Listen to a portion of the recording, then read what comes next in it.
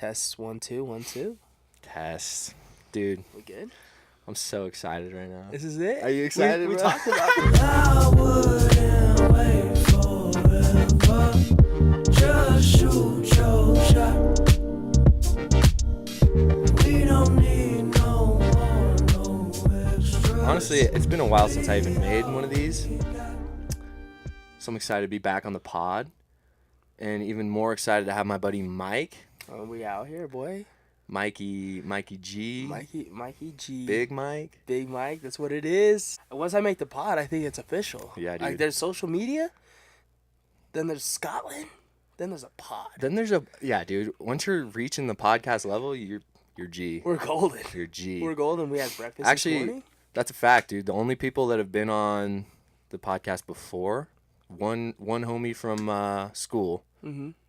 Other than that, it's been two homies that I like grew up with, dude. Gotcha. Like day one homies. So Yeah, that's what you were talking to me about. yeah, that's all that's been on so far. So Glad I welcome. You're like the fourth or fifth guest. I don't even know. Hey. Big Mike, what's Big up? Mike on the mic. One of the things I wanted to hop into, Mm-hmm. because this episode's kind of about, well, I don't even want to say that.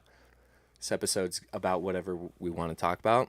But one of the topics we want to cover is kind of high school sports, the impact that can have just on an individual, how rare it is to actually make it, but also how beneficial it is for people anyways. Mm-hmm. And I thought you had like a really interesting story, just your high school career Yeah. in sports, and kind of how like the horror story that you hear so many times, unfortunately, in high school sports about how a career kind of came to an end, and it hits you in the face when it happens, type of thing. Right. That happens to a lot of high school kids more than the other way, Right.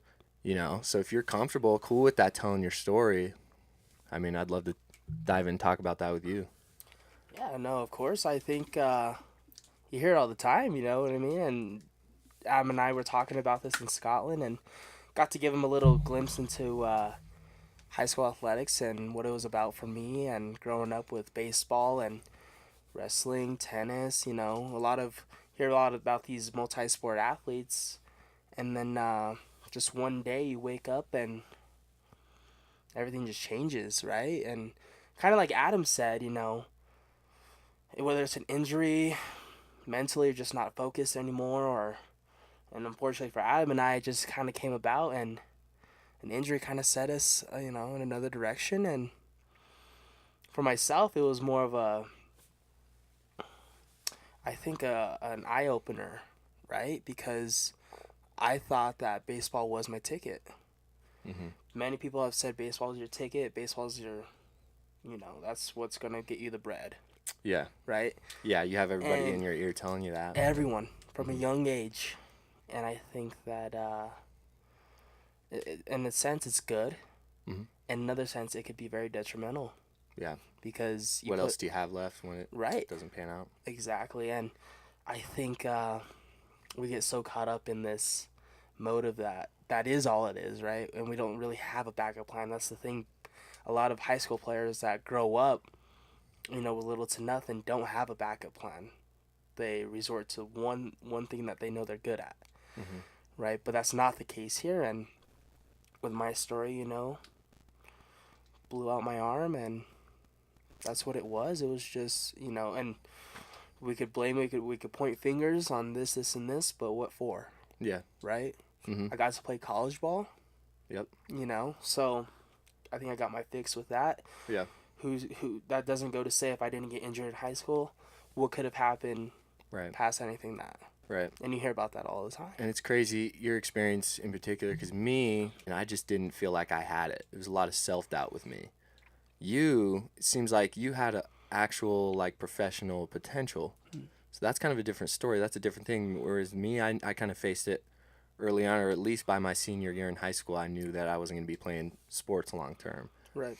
Whereas with you, where it's like potential to go pro, maybe amateur for a while, and like when that potential is there, Mm-hmm. and you have everybody backing you up on that, all your coaches, people helping you get to the next level, that's when it takes a big kind of toll on you when that doesn't pan out, you know? Right. Whether it's an injury or whatever, like you said, but like that's when it's like, okay, now what, you know? Mm-hmm. And you said it perfectly, right? And regardless of what town you come from, if you're good, they'll find you, as you know. Yeah. Right. It may be a lot harder. Mm-hmm. I was fortunate enough to have people in my corner that kind of guided me and allowed resources, Mm-hmm. to kind of navigate me to Yeah. where I wanted to be. And not too many people, or specifically athletes, get lucky like that. Yeah.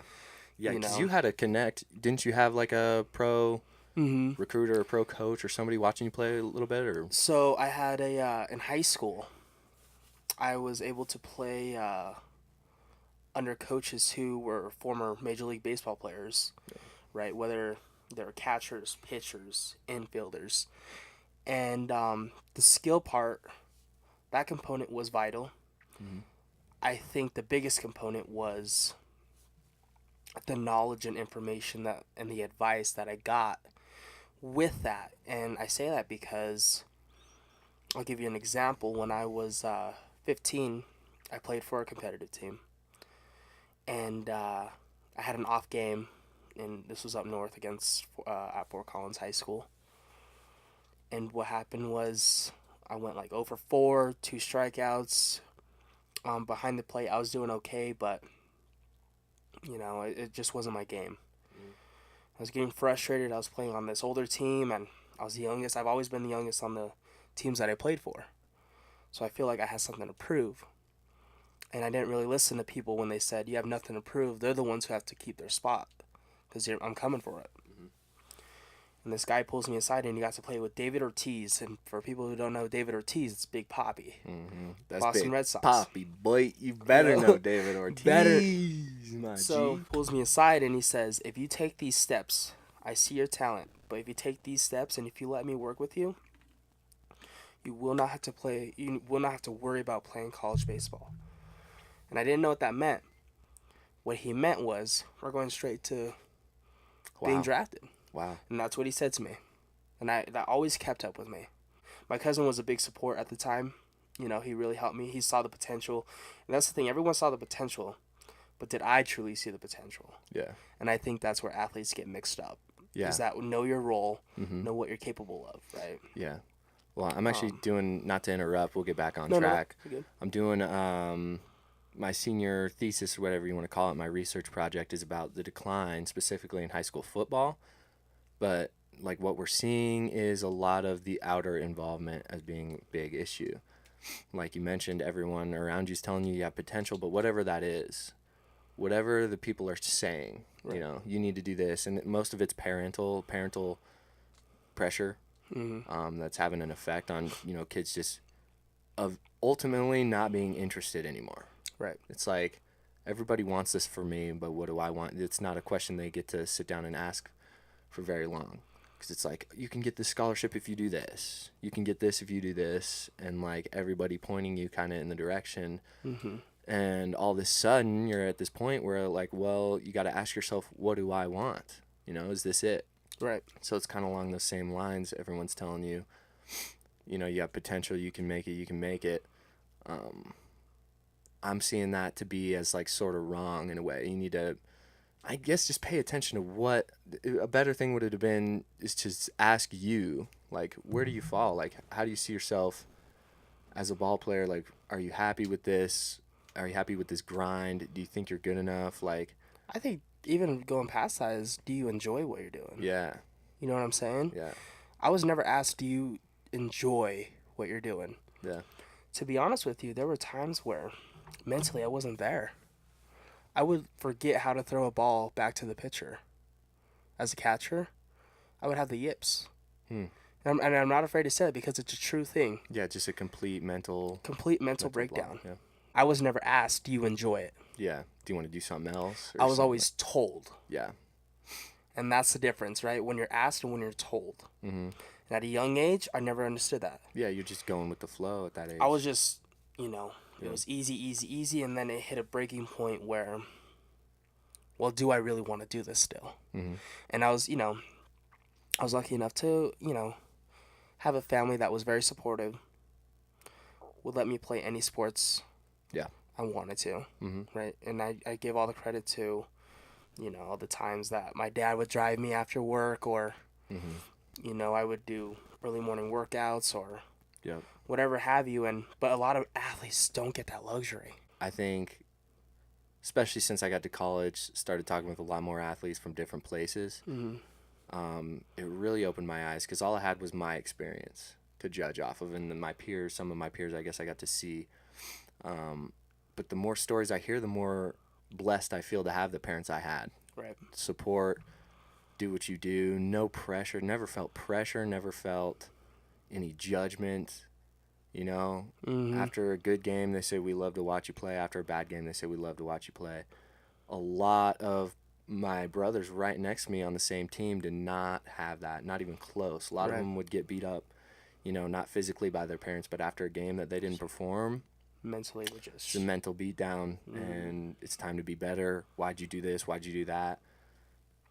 And that's another big problem from the parental side is a lot of kids, that's what they have to deal with. And you see the talent, right? Mm-hmm. You see what they're actually capable of if they just allow their kid to make that shift. Yeah. Now you could guide them. Yeah, I'm not saying absolutely. don't step in at any moment. Mm-hmm. Guide your kid, don't force them though. Absolutely. Right? You can't force someone to just hit a ball. Yeah. Or go to the batting game. They'd want to do it. Yeah. At the end of the day, it's about the player. Absolutely. Completely. And Yep. I think that's it's a very tricky situation. Yeah. I've had a lot of teammates myself who, are actually still playing college ball, whether it's football, basketball, baseball. Yeah. And they did grow up with those type of parents who would physically or mentally force them to the fields or to the gyms or and when I talk to them they thank their parents, Right. but you could definitely tell there's some sort of well, why didn't you allow me to live my childhood Yeah. the way I wanted to? There's a lot, and there's got to be some middle ground because you don't just let the kid sort of run like just do anything they want, right? Right. There's got to be some sort of just middle ground where they have freedom, where they're not pressured in anything,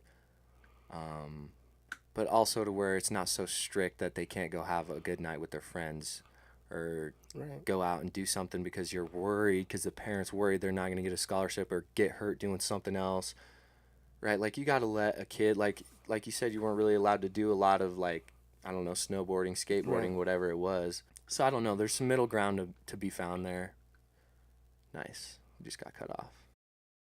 All right. Sorry about that. We got cut off. My camera just does that. It just cuts off. Right in the middle of a great conversation, you know what my camera does? It's like, oh, great convo happening, I see. Cutting you off, though. That's fine. We had a lot of decent conversation leading up to that cutoff point. Anything else? Any last final thoughts? Anything on your mind, brain, heart, soul? Hope we touched your souls. I think we did. Did we touch your souls? We talked about some deep stuff, man. I think we have a lot more to talk about. Dude, see, that's the thing. I don't know if this is one video, two videos, one really long video. But the thing is with this is it feels like we're not even talking that long. And I knew that'd be that way with Mike, to where we can talk for hours. And I just don't want to upload a video that's an hour long. So as you can imagine, we've only scratched the surface with the depth that we could talk. We can talk for a long time.